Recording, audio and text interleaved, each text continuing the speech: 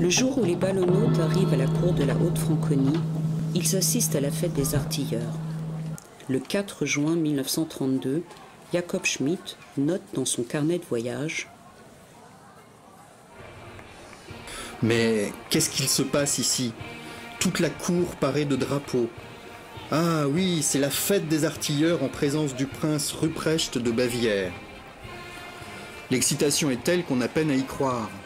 L'Allemagne se prétend républicaine, mais elle en est loin. Ici, on remarque tout de suite que chaque Allemand est un monarchiste en son fort intérieur. Notons que, malgré toute la misère, le peuple allemand est encore capable de célébrer des fêtes formidables. » La fête des artilleurs à la cour le prouve.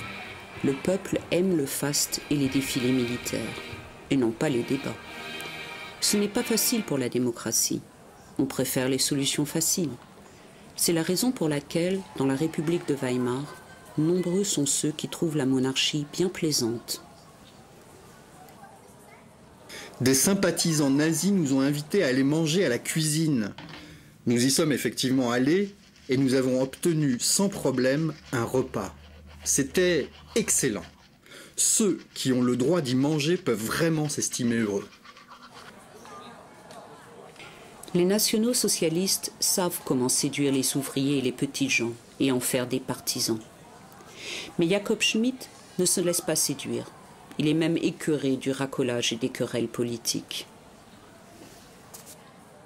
Autant que nous connaissions la Saxe, ses habitants sont fous des partis politiques. L'importance donnée à la politique tient du ridicule. Il est sans cesse question de politique. En est-il de même partout ? Alors je garantis, Allemagne, pauvre Allemand, ne pouvons-nous donc pas être une Allemagne unifiée ? À Chemnitz, on rejette pour la première fois les ballonnautes. 28 juin 1932. Cette fois-ci, nous avons eu peur. On dit qu'il y a eu des émeutes à Chemnitz. Tous les jours, quelques morts. On va encore s'amuser. Nous avons pris notre courage à deux mains et je suis allé en ville vérifier par moi-même ce qu'il en était. Les ballonnautes se tiennent plutôt en marge de la politique. Ce n'est pas leur affaire de prendre parti, de s'engager pour quiconque. Ils ne s'intéressent guère à l'actualité politique et restent à l'écart. Ce sont des contemporains timides et naïfs. Ouh là là, que se passe-t-il ? Un commando d'attaque traverse à toute vitesse la ville de Chemnitz. Alors que je me renseignais à la station de police sur les émeutes, le fonctionnaire m'a répondu que la situation n'est pas vraiment dangereuse. Mais il y a des émeutes chaque jour. L'essentiel étant qu'on ne s'en mêle pas.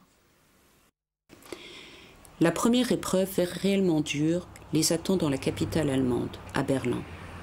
Franz Perzel, ancien ouvrier au port, reçoit une lettre de sa ville natale, Ratisbonne. Il pourrait travailler à l'usine de sucre. Bien que le voyage soit passionnant, il préfère avoir un poste fixe. Perzel abandonne. Il quitte Jacob Schmidt et rentre en Bavière. Mais Schmidt trouve un remplaçant. Il fait la connaissance de son partenaire en août 1932 à Berlin. Celui-ci se nomme Georg Grau. Grau vient, comme Schmidt, du Haut-Palatinat.